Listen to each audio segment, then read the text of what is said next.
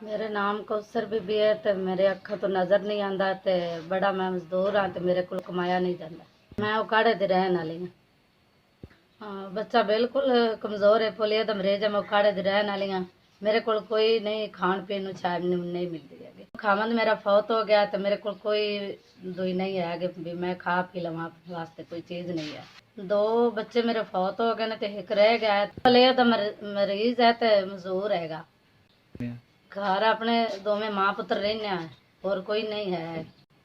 साडा कमान वाला नहीं है ते किराए दा मकान है। मैनू थोड़ा बहुता नज़र आंदा सी ते घरां दे काम करदी सी ते खा लैंदी सी ते हुण मैनू बिल्कुल नज़र कम होना हो गया ते हुण मेरे कोल काम नहीं होया जांदा, कोई कमाया नहीं जांदा ते बिल्कुल मजदूर आं कि कोई काम दा है नहीं वसीला कि अल्लाह तआला ने देवे चा थानू अल्लाह तआला चोखा देवे तुहाडी साडी मदद कर दे। कोई चीज़ नहीं है कि असीं दवाई लै लवीए कि कोई खाण पीण नूं शायद नहीं हैगी ते असीं बस अल्लाह ताला दे ही नहीं रहा हैगा ते बच्चा ही नहीं कमाने वाला तो फिर मैं कित्थों लवां। बिल्कुल ना कमाई मेरा खामद करदा हुंदा सी, इत्थों से खाण पीण नूं मिलदा सी ते हुण जदों दा फौत हो गया कोई चीज़ नहीं मिलदी खाण नूं। साडी मेहरबानी मेरी मदद करो। मेरे कोल अल्लाह ताला तो अलावा कोई आसरा नहीं है। मेहरबानी मेरी मदद कर दिओ।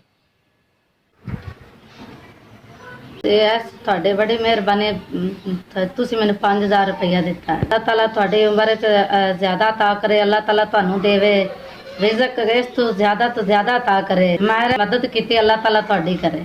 ਤੁਹਾਡੀ ਬੜੀ ਮਿਹਰਬਾਨੀ। ਇਸ ਟਾਈਮ ਤੇ ਤੁਹਾਨੂੰ ਮੈਂ ਤਾਂ ਬਿਲਕੁਲ ਪਰੇਸ਼ਾਨ ਸੀ। ਅੱਲਾਹ ਤਾਲਾ ਤੁਹਾਨੂੰ ਤੁਹਾਡੀ ਉਮਰ 'ਚ ਹੋਰ ਜ਼ਿਆਦਾ ਅਤਾ ਕਰੇ।